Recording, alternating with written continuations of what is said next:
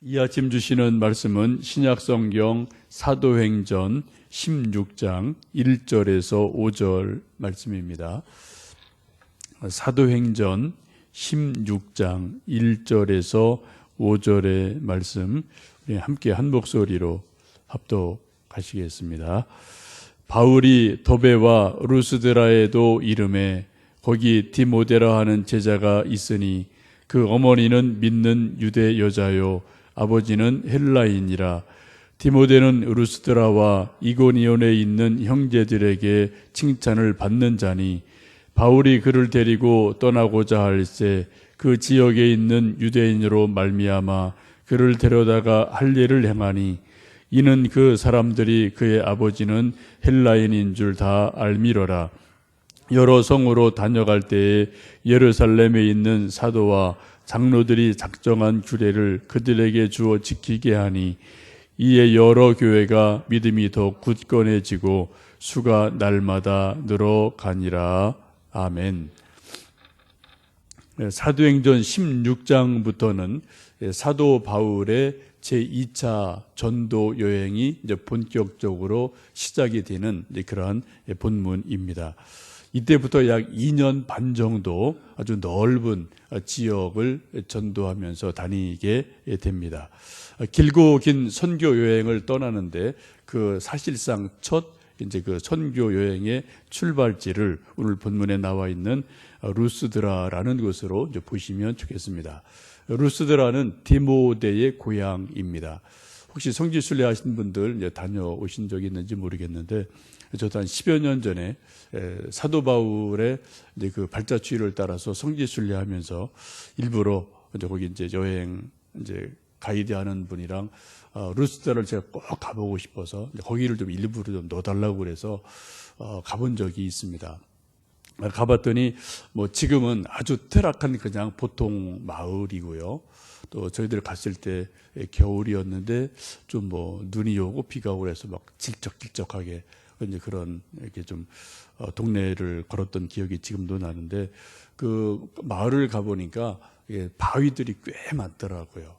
바위를 보니까 굵게 막 파놓은 흔적들이 있어서 이제 설명 들어보니까 옛날에 이쪽에 수도원이 이제 꽤 있었는데 이제 다 이제 퇴락하고 흔적만 남아 있는 이제 그러한 곳을 이제 본 기억이 지금도 이제 기억 속에 좀 강하게 남아 있습니다.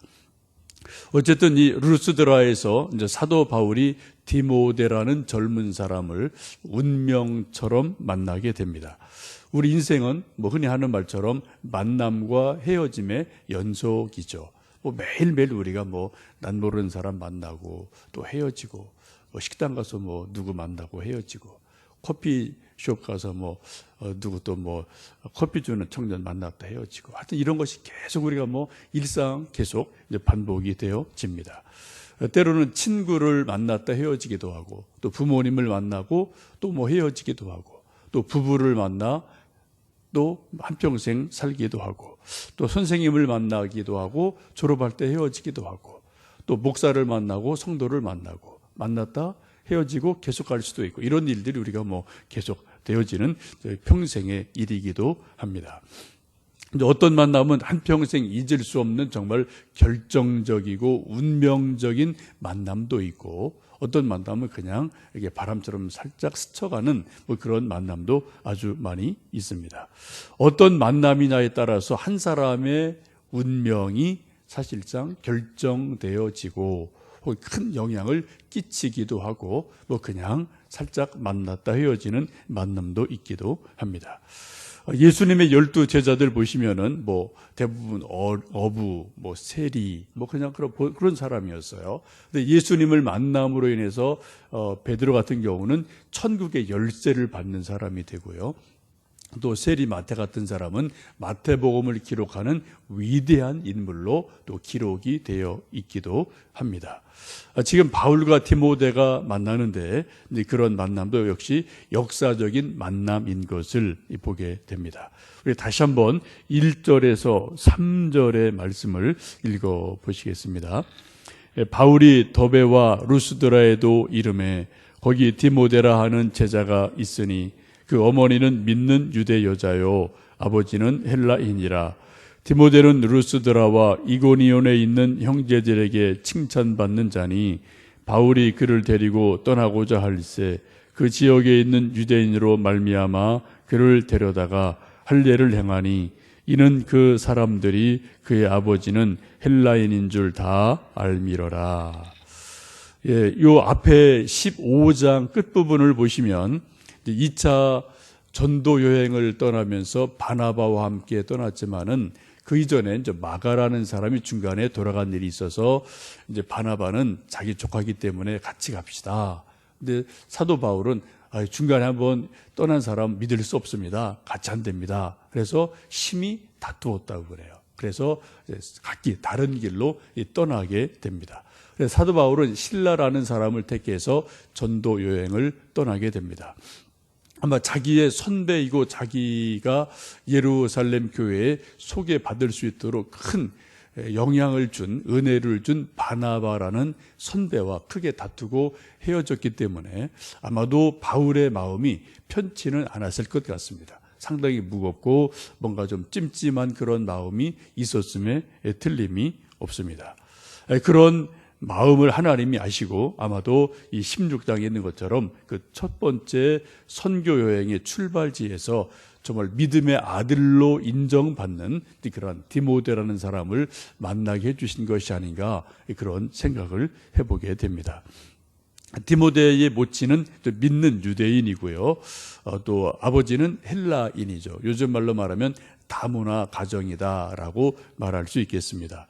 근데 우리나라도 다문화 가정이 상당히 많이 있는데요. 우리가 조금 어떻게 볼지 모르겠습니다만 사실 소중한 분들이고 또 다문화 가정의 분들이 우리보다 더 폭이 넓어요, 사실은. 왜요? 우리나라도 알고 뭐 저쪽 나라도 알고 언어도 두 개가 되고 문화도 알고 그래서 사실은 세상을 보는 눈이 우리보다 훨씬 더 많은 분들이고 그분들을 잘 우리가 전도하면은 정말 선교사 한 분 파송하는 것 못지않게 그러한 효과도 있을 것으로 기대를 해보게 됩니다. 2절 보시면 디모데를 한마디로 루스드라와 이고니온의 형제들에게 칭찬받는 사람이다라고 성경은 말씀합니다. 예, 루스드라, 이고니온 각자 다른 도시인데 이 두 도시로부터 인정받는 사람으로 이미 소문이 나 있습니다. 그의 믿음이 대단하고 인격이나 열심이나 삶이나 이 모든 것들이 이쪽 마을 저쪽 마을 그런 큰 도시에 이미 이분은 참 훌륭하다라고 젊은이지만 소문이 난 그러한 젊은이인 것을 보게 됩니다. 이런 것을 디모데후서 보시면은 바울이 그렇게 이제 이야기를 하죠. 디모데의 믿음을 한마디로 눈물의 사람이다. 거짓 없는 믿음의 사람이다. 청결한 양심의 사람이다라고 이제 사람을 겪어보고 나서 나중에 이제 바울이 디모데에게 편지를 쓰면서 그렇게 평가를 하는 것을 보게 됩니다. 이런 믿음은 왜 할머니와 어머니 또 윤희계의 믿음이 쭉 이어져 내려와서 3대 믿음이 되는 거죠. 그런 믿음이 돼서 그런 믿음의 사람이 되었다라고 사도 바울이 평가하는 것을 보게 됩니다. 한마디로 말씀드리면 디모데는 숨어있던 보물입니다. 그 숨어있던 보물을 지금 사도 바울이 전도 여행을 하다가 만나게 되고 그 진가를 이제 발견하게 됩니다. 그리고 제자를 삼게 됩니다. 우리가 이제 인생을 쭉 보시면 이제 만남, 헤어짐 이것이 계속 연속되어지는 것인데요. 만남을 크게 두 가지로 볼 수 있을 것 같아요.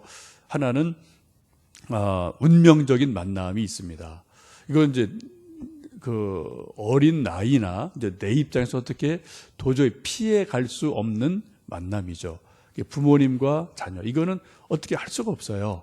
그죠? 부모님도 선택하는 것도 아니고 자식도 선택되는 거 아니고 이건 정말 하나님께서 그렇게 주신 만남이기에 좋든 싫든 이거 관계가 없이요. 정말 운명적인 만남으로 만나는 그러한 만남들이 있습니다. 또 작지만 우리 이제 아이들이 초등학교, 중학교 가서 선생님 만나는 것도 이 학생들은 선택권이 없어요. 그냥 학교에서 정해놓으면 그대로 그냥 1년, 3년 가게 되면서 선생님 잘 만나면 아이들이 좋아지고요. 선생님 잘못 만나면은 또 상사가 또 실망할 일도 일어나기도 하는 것을 보게 됩니다. 하여튼 운명적인 만남은 내 마음대로 할 수 없지만 주어진 만남이기에 우리가 그것을 최선을 다해서 인정하고 받아들이고 거기서 할 수 있는 최선을 만들어가는 것이 또 이게 운명적인 만남 같습니다. 또 하나는 선택적인 만남이 있죠. 우리가 대학 갈 때 이거는 선택적인 거예요. 자기 실력에 맞게 어떤 학교를 어떤 교수님을 선택해서 학교에 가고 유학을 가기도 하고 이런 일들이 있기도 합니다. 또 회사도 그렇죠. 회사도 선택적으로 가는 거고요. 또 교회도 어떻게 보면 선택적으로 가는 거라고 볼 수 있고, 친구도 여러 사람이 있는데 하필이면 한 30명 그 반에서 이 친구 저 친구가 절친이 되고 평생 가기도 하고 이런 것들이 있거든요. 또 부부도 선택적인 그런 만남이 되기도 합니다. 또 하나 만남이 있다면 강요된 만남이 있을 수가 있어요. 내가 원치 않지만 상대방이 너무 힘이 세서 나를 그냥 선택해버리면 내가 어떻게 할 수 없이 딸려가는 그런 만남도 있을 수가 있거든요. 여러 가지 만남이 있는데 중요한 것은 우리가 어떻게 만났든 간에 그 만남을 그 다음에 어떻게 만들어 가느냐, 가꾸어 가느냐, 그것은 전적으로 내 몫인 것을 보게 됩니다. 그냥 그 만남을 그냥 의미 없이 흘러보낼 수도 있고, 이런저런 만남을 그 속에서 의미를 찾고 또 뭔가를 만들어 갈 수 있음도, 이것은 이제 주어진 만남 속에서 내가 어떻게 만들어 가느냐에 따라서 크게 달라지는 것을 볼 수가 있습니다. 지금 사도 바울과 디모데가 이제 만나게 되고요. 이제 그 바울이 척 보니까 이 젊은 친구가 보물이구나, 이것을 알아보고 제자로 삼게 됩니다. 지금 저 3절 보시면은 데리고 갔다 이제 그런 말이 두 번 반복이 되어지는데, 이것을 보면은 사도 바울이 디모데를 얻으려고 많이 애를 쓴 것 같아요. 아마 부모님을 설득했을 테고 또 본인의 동의를 얻어서 나와 함께 가자, 하여튼 나랑 함께 전도여행 가자, 이렇게 설득을 해서 제자로 삼는 모습을 상상해 볼 수가 있습니다. 좋은 사람을 얻는 것은 서로에게 큰 복임을 틀림이 없습니다. 좋은 사람 얻기 위해서는 또 수많은 수고를 또 투자를 해야 되는 것도 사실이기도 합니다. 삼국지 보시면은 잘 아시듯이 유비가 제갈량을 얻기 위해서 소위 삼고초려하면서 아주 먼 길을 일부러 찾아가서 정말 제갈량이라는 그런 훌륭한 사람을 얻는 것을 우리가 잘 알고 있습니다. 근데 지금 저 사도 바울이 이 디모데를 이제 만나게 되는데 한 가지 문제가, 걸림돌이 있습니다. 어머니는 잘 믿는 유대인이에요. 문제가 없어요. 근데 아버지가 헬라인이에요. 믿지 않는 사람입니다. 그래서 자기랑 이제 쭉 전도 여행을 다니려면은 이 사람 저 사람 회당도 가야 되고 많은 유대인들을 만나야 되는데, 지금 이 디모데가 할례를 받지 않았기 때문에 소위 정통 유대인으로 보기가 어려운 그러한 문제가 발생을 합니다. 그래서 사도 바울이 이 디모데를 데려다가 설득을 해서 어떻게 해요? 할례를 행하게 되는 것을 봅니다. 이것도 보면은 사도 바울이 디모데를 여러 가지로 설명하고 설득하고, 다 큰 청년인데 할례를 안 했거든요. 유대인들은 아기 때 하지 않습니까? 난지 8일 만에 하는 것인데, 하지 않은 이 사람을 다 이제 설득을 해서 나와 함께 동행하자, 나와 함께 주를 위해 살자 하려면 이런 일이 나중에 문제가 될 요지가 있으니 우리 좀 그런 것을 해결하고 가자라고 설득을 해서 할례를 베푸는 것을 보게 됩니다.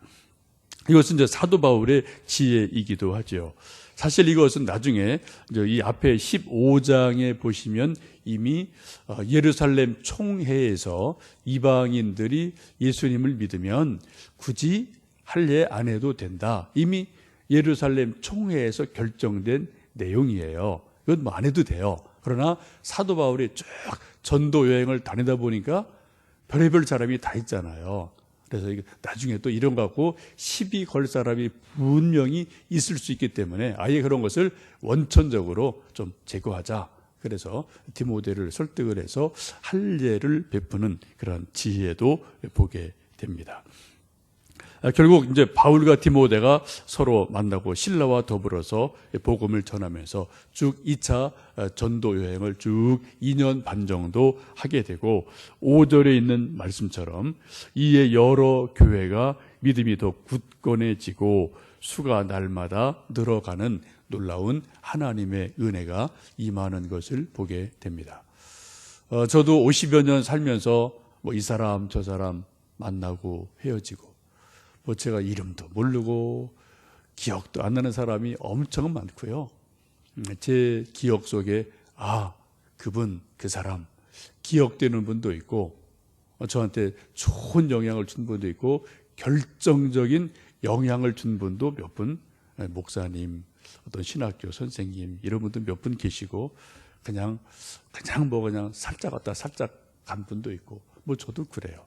뭐 여러분도 마찬가지일 겁니다. 지금까지 뭐 30년, 40년, 50년, 60년 쭉 인생을 사시면서 뭐 수많은 사람을 뭐 만나기도 하고 헤어지기도 했을 터인데 이게 뭐 인생이니까요. 근데 여러분 속에 기억 속에 그냥 아무런 기억 없이 그냥 스쳐 지나간 사람도 있고 지금도 오랜 세월이 지났지만 그분 하면 뭔가 좀 마음이 따뜻해지고 또 신앙에 열심이 생기고 뭔가 좀 긍정적인 그러한 뭔가 도전을 주는 그러한 분도 혹 누군가가 있으실 줄로 압니다. 이 아침 기도하실 때 지금까지 인생을 쭉 살아오면서 나에게 정말 긍정적이고 은혜롭게 운명적으로 만났던 그 사람이 누구인지 한번 생각을 해보시고 그런 좋은 영향을 준 분을 이 시간 한번 좀 그분을 축복하며 아침에 중보 기도해 주시면 좋겠고요. 이제 우리가 또 어른이 됐어요. 우리가 또 이제 누군가를 옆으로도 만나고 밑으로 후배들도 만납니다.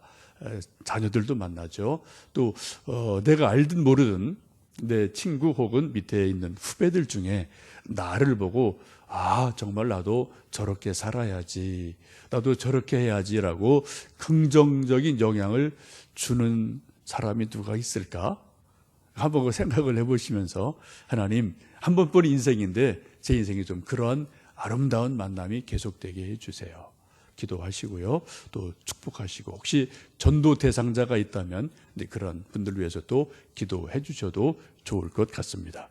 특별히 이 광교소망교회가 뭐 늘 예배 때마다 새벽에 이렇게 이제 뭐 잠깐 모이시고 오셨다 가시고 반복이 되어지는데 이런 짧은 만남이지만 이 만남과 예배 중에서 하나님을 만나고 또 우리 사람과 사람이 만나면서 서로에게 정말 바울과 디모데 같은 그런 아름다운 만남이 될 수 있는 하나님의 집이 되도록 기도해 주시면 좋겠습니다. 함께 기도하시겠습니다.